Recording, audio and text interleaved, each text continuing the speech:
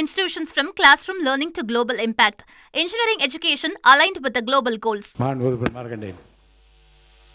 மாண்புமிகு பேரவைத் தலைவர் அவர்களே, நீண்ட காலமாக திராவிட இயக்கங்கள் நடத்திய நம்முடைய ஆட்சியில் தமிழகத்தில் 2 பெண் குழந்தைகள் மற்றும் பெற்றால் அவர்களுக்கென்று ஃபேமிலி பிளானிங் பல்வேறு விஷயங்கள்ல 2 பெண் குழந்தைகளுக்கு மட்டும்தான் அரசு பல்வேறு சலுகைகளை வழங்கியிருக்கிறது.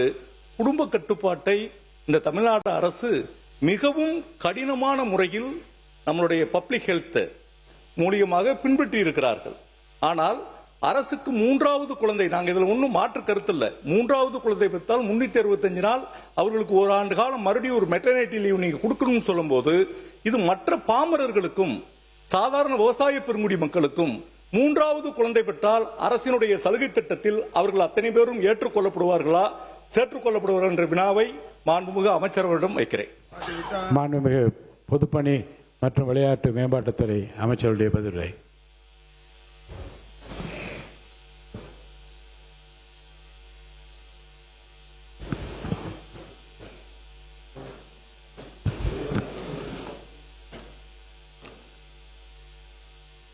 எண்ணி துணிக கர்மம் துணிந்த பின் எண்ணுவோம் என்பது இழுக்கு.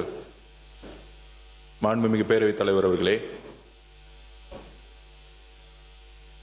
2026 தேர்தல் பிரச்சாரத்தில் எதிர்கட்சிகள், அனைத்து எதிர்கட்சிகள், 1 அல்ல 2 அல்ல, கிட்டத்தட்ட ஒரு 41 கட்சிகள் எதிர்த்து நின்று தமிழகத்தில் முதல் முறையாக 2016 அம்மா அவர்கள் தனித்து நின்றார்கள். ஆளும் கட்சி மிகப்பெரிய பலம், முதலமைச்சராக இருந்த செல்வாக்கு. ஆனால் எங்களுடைய அண்ணன், எங்களுடைய தலைவர், மாண்புமிகு முதலமைச்சர் திரு சி. ஜோசப் விஜய் அவர்கள் தனியாக பிரச்சாரத்தை மக்கள் துணையுடன், பெண்கள் துணையுடன், இளைஞர்கள் துணையுடன் 41 கட்சிகளை எதிர்த்து நின்று அண்ணா கூறினார், 1967 தேர்தல் பிரச்சாரத்தில் அண்ணா கூறினார்,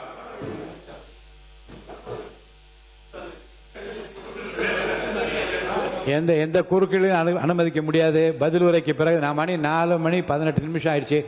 முடிந்த பிறகு என்ன வேணா பதில் சொல்ல தயாராக இருக்கிறார். அவர்கள் கூர்ந்து பேச அனுமதியுங்கள். எங்கள் தலைவர் பிரச்சாரத்தில் ஒரு கருத்தை கூறினார், நாங்கள் எப்படி வெற்றி பெறப் போகிறோம் என்று. 1967 அண்ணா கூறினார், அதே கேள்வி எங்களின் தலைவரிடம் பார்த்து கேட்கப்பட்டது, 2 வருஷத்துல கட்சி ஆரம்பிச்சு ஆளுங்கட்சி ஆயிடுவீங்களா, எடுத்த உடனே முதலமைச்சர் ஆயிடுவீங்களா, இந்த இளைஞர் கூட்டத்தை வச்சுக்கிட்டு நீங்க வந்து தேர்தலை ஜெயிச்சிடுவீங்களா, பூத் இருக்கா, கிளை இருக்கா, ஒன்றியம் இருக்கா, நகரம் இருக்கா, மாவட்ட செயலாளர் யாருன்னு தெரியுமா? இந்த கேள்விகள் கேட்கப்பட்டது.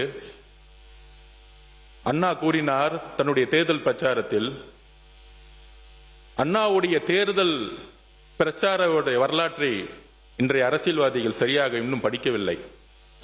அண்ணா கட்சியை ஆரம்பிக்கும் பொழுது இருந்த கூட்டம் ஜென்சி கூட்டம். அன்னைக்கு திரு கலைஞர் கருணாநிதி அவர்களுக்கே வயது 26 தான். அப்படி 26 இருந்து 40 வயசை ஒரு இளைஞர் கூட்டத்தை எங்களுடைய தலைவர் உருவாக்கி அதை அண்டர் எஸ்டிமேட் பண்ணும் பொழுது இதே அண்ணா கூறினார், முடியுமா, காலம் சரியுமா, போதுமான பலம் இருக்கிறதா, நாளை வரை பொறுத்திருக்க கூடாதா என்ற பேச்சுகள் இளைஞருக்கு இருக்காது. அண்ணா சொல்லிய வார்த்தை, இளைஞர்களுக்கு எப்பொழுதும் வேகம் அதிகம், விவேகமும் அதிகம்.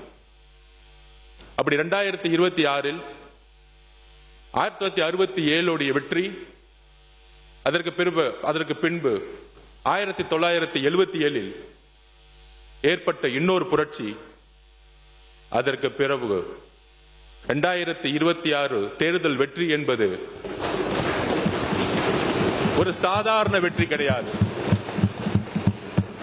41 கட்சிகள் எதிர்த்து நின்று முதலில் பேசும்போது எதிர்க்கட்சி துணைத் தலைவர் சொல்லினார், நீங்கள் 108 தான்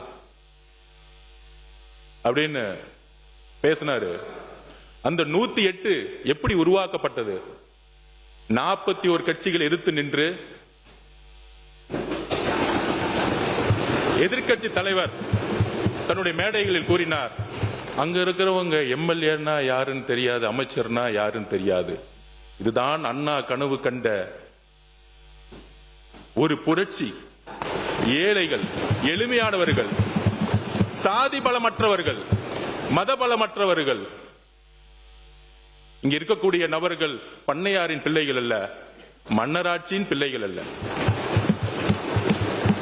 எங்கள் பெயர் உங்களுக்கு தெரியாமல் இருக்கலாம், எங்களுடைய சாதி உங்களுக்கு தெரியாமல் இருக்கலாம், எங்களுடைய மதம் உங்களுக்கு தெரியாமல் இருக்கலாம், ஆனால் பெண்களுக்கும் இளைஞர்களுக்கும் ஏழைகளுக்கும் எங்களுடைய பெயர் தெரியும். அதனால்தான் நாங்கள் 108. அதனால்தான் 10 நாளில் நீங்கள் உருவாக்கிய 10 வருஷ கூட்டணி 10 நாளில் எங்களுடைய தலைவரை நோக்கி ஒரு ஜனநாயகத்தை உருவாக்கியது, இந்த ஆட்சியை உருவாக்கியது. மக்கள் ஏற்படுத்த தீர்ப்புக்கு தலைவணங்கி இடதுசாரி சிந்தனைகளை கொண்ட அனைத்து தோழர்களும், காங்கிரஸ், கம்யூனிஸ்ட், விசிகே, ஐஎம்எல் அனைத்து தோழர்களும் மக்கள் ஏற்படுத்திய வெற்றிக்கு தலைவணங்கி எங்களோடு கொள்கை அளவில் இந்த ஆட்சியில் பங்கு பெற்று முதல் முறையாக நாங்கள் உறுதி கூறுகிறோம், புரட்சியாளர் அம்பேத்கருடைய கனவு இந்த அவையில் முதல் முறையாக நிறைவேற்றப்பட்டது. 8 தலித் சகோதரர்கள் இன்று அமைச்சரவையில் இருக்கிறார்கள். பெரியார் கண்ட சமூக நீதி இங்கு நிறைவேற்றப்பட்டிருக்கிறது. அண்ணா கண்ட இளைஞர் கூட்டம் இங்கு உருவாக்கப்பட்டிருக்கிறது. இதுதான் தேர்தல் வெற்றி. இது தேர்தல் வெற்றிக்கான ஒரு வெற்றி மட்டுமல்ல, இது வரலாற்றை திருப்பி போட்ட வெற்றி. சாதியும் மதமும்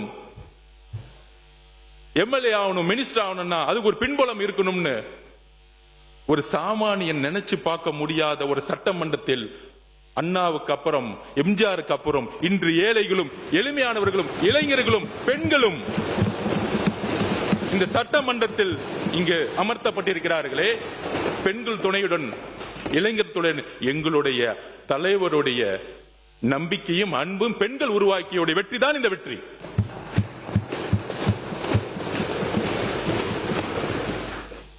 இது 108 அல்ல, 6 கோடி மக்களுடைய கனவு.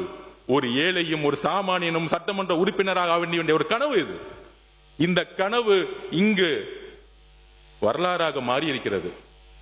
ஒரு சாதாரண கல்லூரியில் படிக்கக்கூடிய மாணவன், நானும் மக்களுக்காக வேலை செஞ்சா ஒரு சட்டமன்ற உறுப்பினராக முடியும், 1 ரூபாய் காசு செலவு செய்யாம. இங்க இருக்கக்கூடிய ஒருத்தரும், இங்க கூடிய இருக்க ஒவ்வொரு சட்டமன்ற உறுப்பினரும், எங்கள் தலைவர் சொன்னார் தேர்தலுக்கு முன்பு, எம்எல்ஏ சீட்டு கொடுத்த பிறகு ஒவ்வொரு இன்டர்வியூ சொன்னார். என்ன சொன்னார்னா, இங்க பணம் வச்சிருக்கவங்க சரி, பணங்கள் யாரும் 1 ரூபாய் செலவு பண்ணாதீங்க தேர்தல்ல.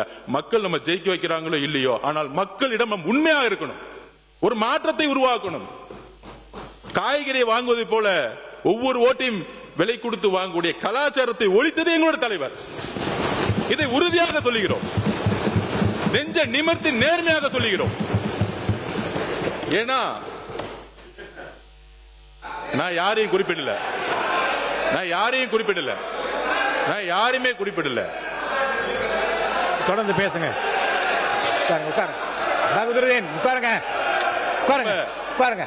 நான் யாருடைய பெயரையும் குறிப்பிடல. ஓட்டுக்கு வருவாருங்க, அவர் முன்னுரையை சொன்ன பிறகு வரட்டுங்க. இருங்க, ஜனநாயகம் இங்க இருக்கிறது. சொல்லுங்க. ஓட்டுக்கு பணம் கொடுக்கக்கூடிய கலாச்சாரத்தை தூக்கி எறிந்தது வரலாற்றில் முதல் முறையாக தமிழக வெற்றி கழகம், எங்களுடைய தலைவர். அதை உறுதியாக நாங்கள் பதிவு செய்கிறோம். என்னுடைய முன்னுரையில் என்ன பேசணும் பேசலாம், எங்களுக்கும் அவை தெரியும்.